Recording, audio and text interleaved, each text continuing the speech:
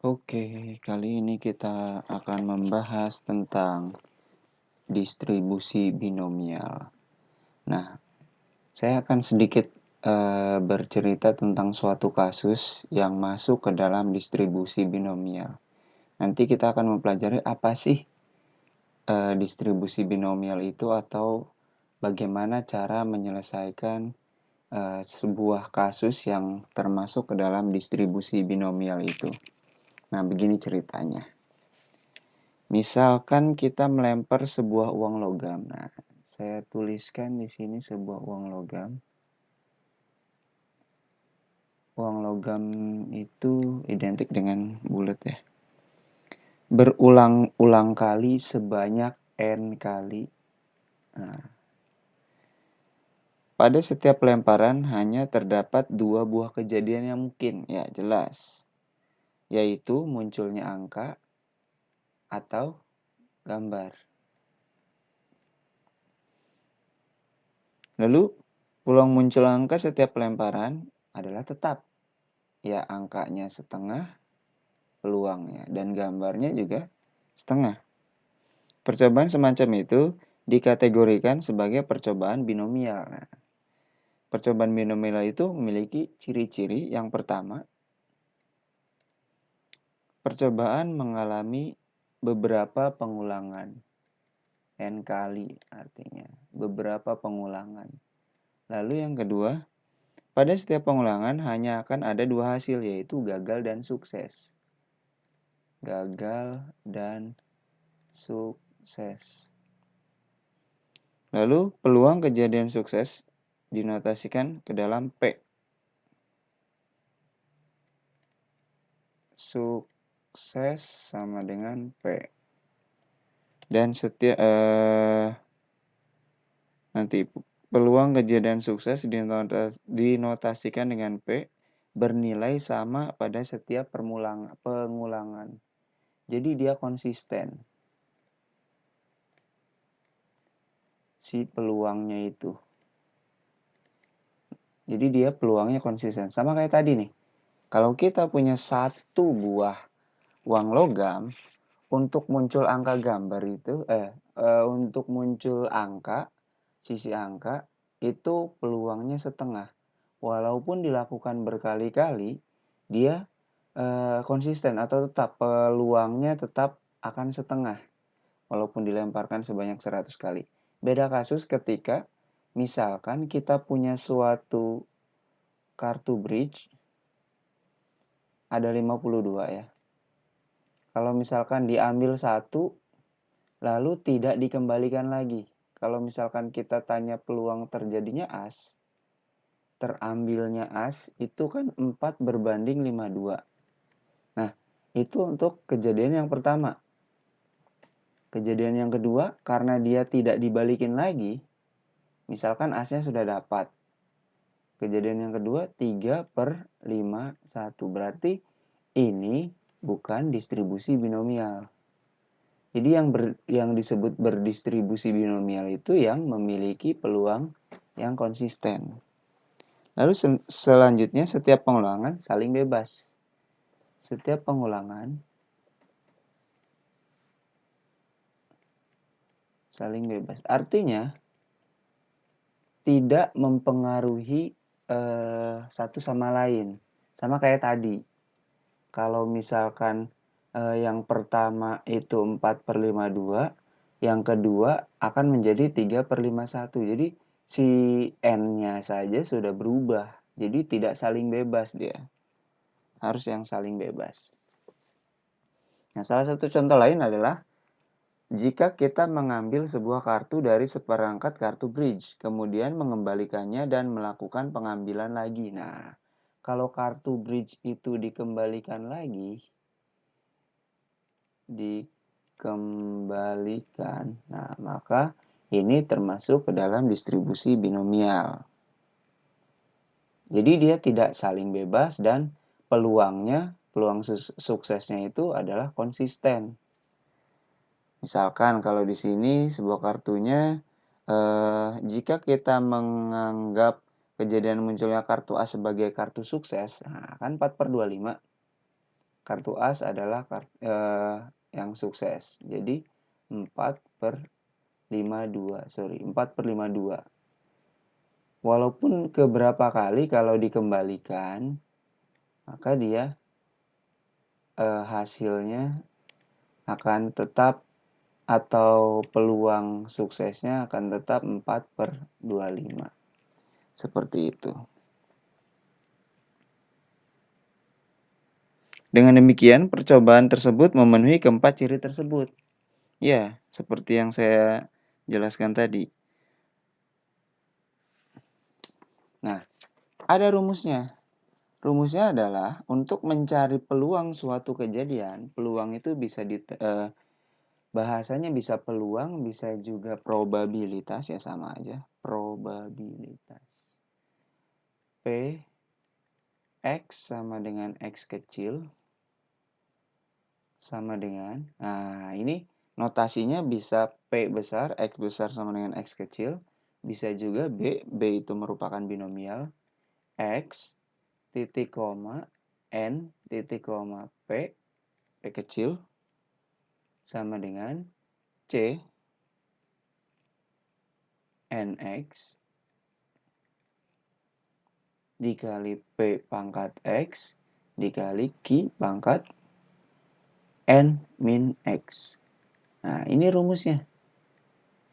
Memang sedikit panjang. Tapi sebetulnya yang kita gunakan adalah ini.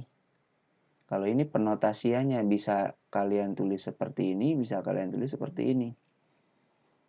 Ya, bebas. Jadi keterangannya, ini BXNP itu merupakan peluang untuk kejadian. Ya, sama aja dengan ini. Nah, yang akan saya tulis adalah yang ini nih, yang berkaitan dengan rumus ini. Kalau yang notasi boleh pakai ini, boleh pakai ini. Intinya sih kejadian atau peluang untuk kejadian ketika X besar sama dengan X kecil. Atau probabilitas. Atau kalau B itu binomial. Ketika X semuanya N dan P. N itu apa? N itu banyaknya kejadian. Banyaknya ini nih. Banyaknya percobaan. Percobaan atau peluang yang terjadi. Lalu P itu sudah diketahui bahwa P itu peluang sukses.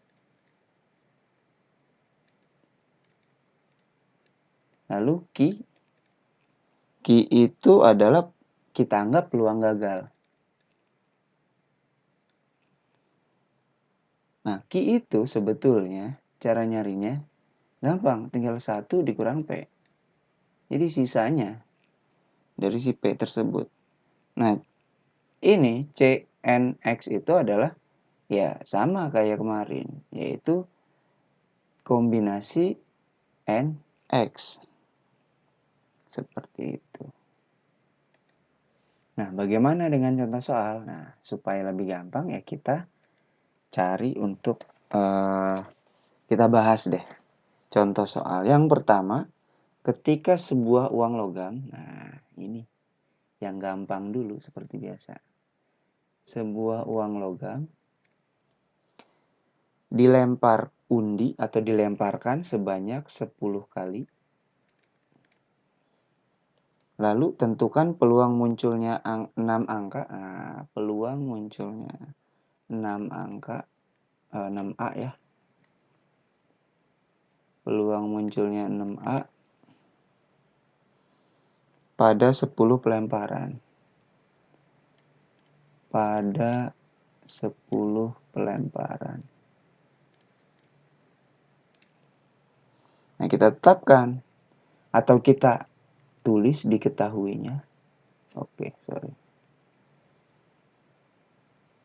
Diketahui N-nya berapa? 10. N-nya 10 dan X-nya adalah 6.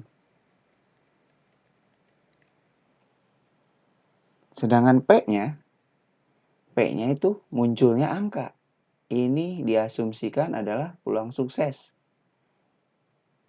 Angka adalah peluang sukses. Ditulis deh sukses. Berarti peluangnya setengah. Ya mau angka atau gambar sama setengah. Dalam hal ini yang kita ambil adalah angka. Untuk memudahkan supaya kalau misalkan ceritanya berbeda ya seperti apa ya tinggal dilihat soalnya seperti itu. Lalu Q-nya adalah 1 dikurang setengah, yaitu ya setengah sama-sama setengah. Nah, langsung saja kita gunakan rumus yang ini. Nah, rumus yang ini. Mau pakai ini sama aja cara penulisannya. Biar gampang ya PX sama dengan X saja. P X besar sama dengan X kecilnya 6. Nah, gitu aja ya. Sama dengan C 10. Oh, saya tulis notasinya dulu deh. Jangan 6 dulu deh. N dulu. C N X dikali P pangkat X dikali Q pangkat N min X. Nah, jadi P X sama dengan 6 sama dengan C 10 6 ya. 10 pelemparan 6 dikali P-nya itu setengah dipangkatkan X, X-nya itu adalah 6 dikali Q-nya itu setengah ya. Q-nya setengah dari sini dipangkat dengan N min X 10 min 6. Hasilnya sama dengan 10 faktorial ya kayak kemarin kombinasi per 6 faktorial dikali 10 min 6 faktorial dikali setengah dipangkatkan 6 dikali setengah dipangkatkan 4. Nah, hasilnya sama dengan 10 faktorial itu bisa kita ubah jadi 10, 9, 8, 7, 6 faktorial per 6 faktorial 4 faktorial ini bisa dicoret. Setengah pangkat 6 itu harusnya 1/64 ya. 1/64 32 ya betul dikali 1/16. Nah 4 faktorial itu sama dengan 4 kali 3 kali 2 kali 1 ya kita tulis dulu deh 7 per 7 nya kurang bagus oke 7 per 4 3 2 1 1/64 1/16 ini sebetulnya 16 bisa dicoret sisa 2 ya lalu 2 nya bisa dicoret ini sisa 5 tinggal dikali hasil pengalinya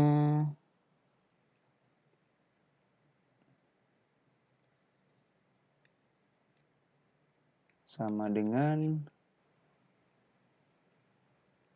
berapa nih 5 kali 9 45 kali 7 45 kali 7 oke kita kotret ya 45 dikali 7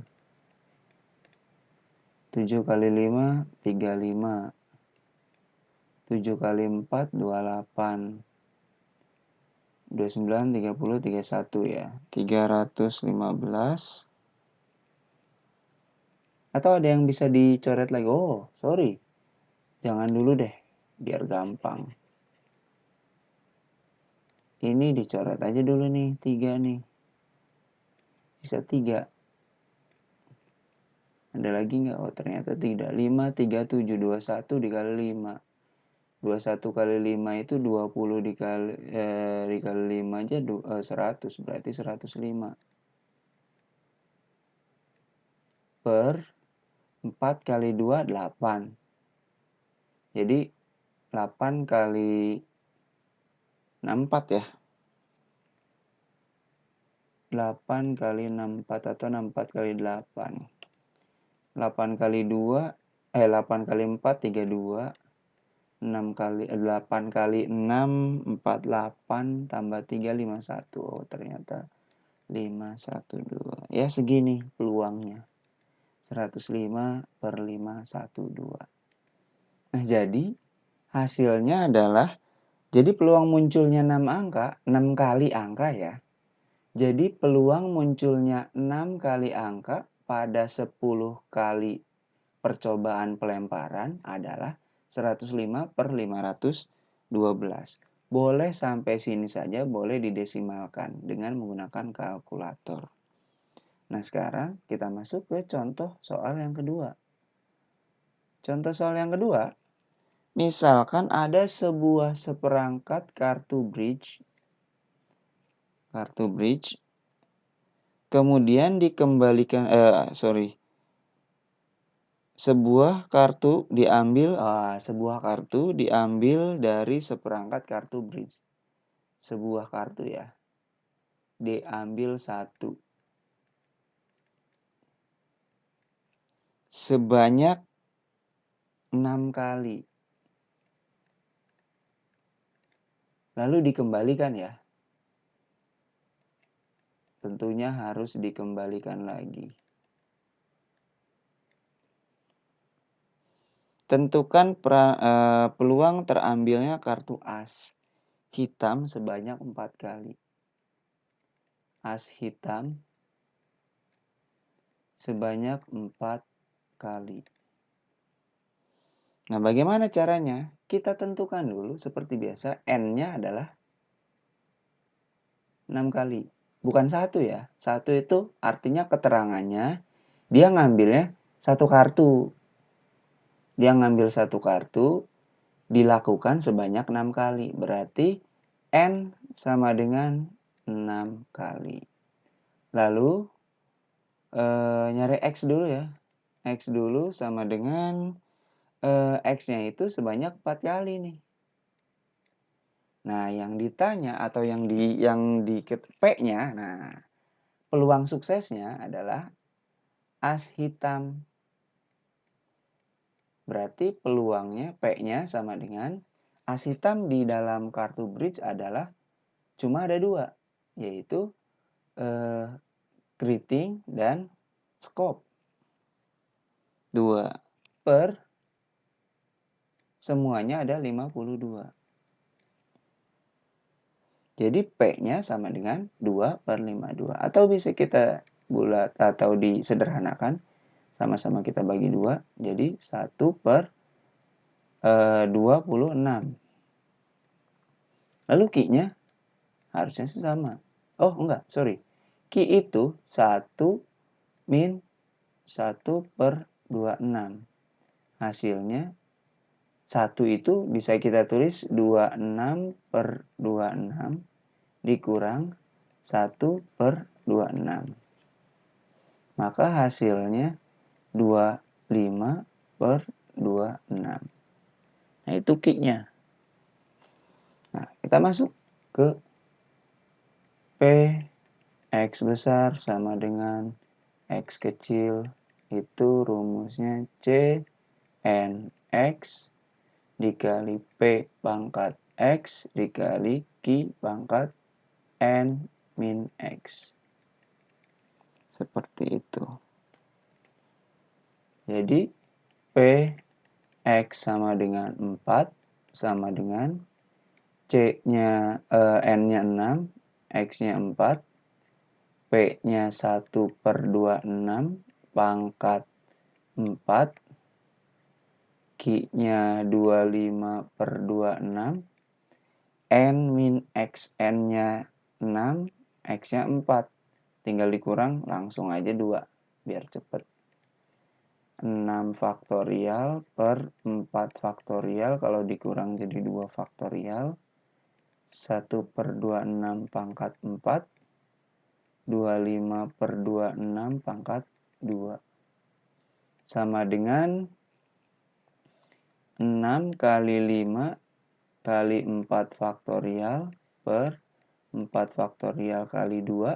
2 kali 1 ya. Ya udah 1 nggak usah ditulis. Dikali 1/26 pangkat 4 dikali 25 per 26 pangkat 2. Hasilnya ini coret-coret 2 dengan 3 ya jadinya. 3 kali 5 dikali sekian. Maka hasilnya langsung aja ya. Atau di ini 15 dikali, boleh deh 15 dikali 1 per 1 pangkat 4 1, 26 pangkat 4 itu dengan menggunakan kalkulator biar cepet 456.976 dikali dengan 25 kali 2 itu 625 per 26 itu 676. Maka hasilnya, hasil dikalikan ini dibagi ini, hasilnya akan menjadi 0,0003035. Nah, ini hasilnya. Nah, saya akan kasih contoh soal satu lagi biar lebih paham. Lalu dengan cerita yang berbeda. Kalau yang tadi kan gampang sekali ya. Apa namanya? Ada sebuah uang logam dilempar sebanyak N kali, sedangkan ini satu set kartu diambil satu kartu sebanyak N kali. Nah, sekarang kalau misalkan kita punya peluang seorang penduduk suatu daerah untuk terjangkit penyakit A adalah 1%.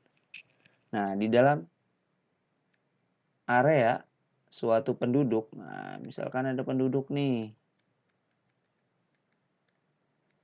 dan seterusnya, peluang terjangkit penyakit, wah ini ngomongin penyakit nih, adalah sebanyak 1%. Nah, kita anggap, tulis deh, peluang terjangkit adalah 1%. Jika diambil 100 orang penduduk dari daerah tersebut, diambil 100 orang, tentukan berapa peluang terdapat 4 orang penduduk. Nah, 4 orang penduduk, atau 4 orang aja lah biar gampang. 4 orang terjangkit penyakit. Nah, dalam hal ini peluang suksesnya adalah si terjangkit. Walaupun kesannya terjangkit itu sesuatu hal yang negatif, jelek, kita anggap di sini adalah peluang sukses. Kenapa peluang sukses? Karena misalkan kita adalah sebuah peneliti ya atau dokter yang sedang memeriksa, atau sekarang deh lagi zaman-zamannya corona ini, anggaplah kita sebagai seorang tenaga kesehatan yang akan mengecek ya, entah menggunakan rapid antigen atau menggunakan swab. Nah, kita anggap peluang suksesnya itu adalah 1%, yaitu P-nya 1%. Berarti Q-nya 99% dong. Gitu. Atau kita ubah ke dalam bentuk pecahan 1/100. Ini bisa kita tulis 1 dikurang ya 99/100. Itu aja. Lalu diambil 100 orang. 100 orang itu apa? Itu N. Karena kita melakukan percobaannya atau kita melakukan pengetesannya sebanyak 100 orang. Jadi N-nya 100. Lalu 4 orang itu adalah si X sama dengan 4. Nah, langsung cara nyarinya. P X besar sama dengan 4. Biar cepet ya. Ini nggak usah ditulis lagi. Ini tidak usah ditulis lagi.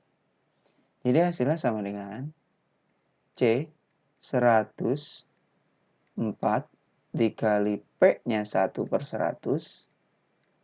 dipangkatkan N. X ya, sorry. X-nya itu adalah 4. Dikali 99/100 Q ya. Pangkat 96. Karena 100 kurang 4. Wah, banyak sekali. Langsung hasilnya ya. Biar cepat, hasilnya adalah 0,0149. Nah, ini dengan melalui proses yang sama. Nah, ini hasilnya. Dan menggunakan kalkulator karena ini pangkat 96 itu agak sulit sekali. Kadang kalkulator juga tidak tidak mampu untuk mencari 99 pangkat 96. Kalau 100 gampang, nolnya aja. Jadi berapa ya? 2 dikali 96. Berarti sekitar 192 ya. Ya sekitar segitu. Nolnya. Didapat seginilah. Biar cepat. Oke, itu saja mengenai pembahasan kita untuk distribusi binomial. Semoga bermanfaat. Semoga paham. Kalau tidak paham, silahkan komen saja di komentar. See you.